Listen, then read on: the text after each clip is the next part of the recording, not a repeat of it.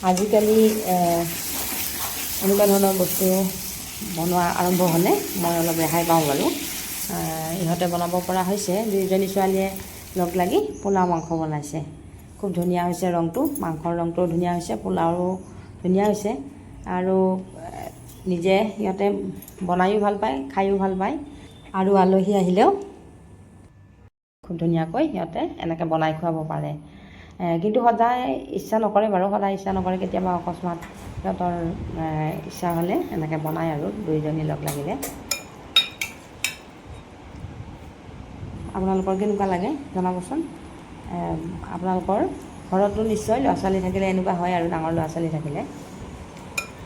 খুব ধুনীয়া হৈছে কিন্তু ৰংটো,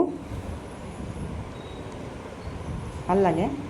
ল'ৰা ছোৱালীয়ে অলপ কিবা বনালে মাক দেউতাকৰো অকণমান মনটো ভাল লাগে।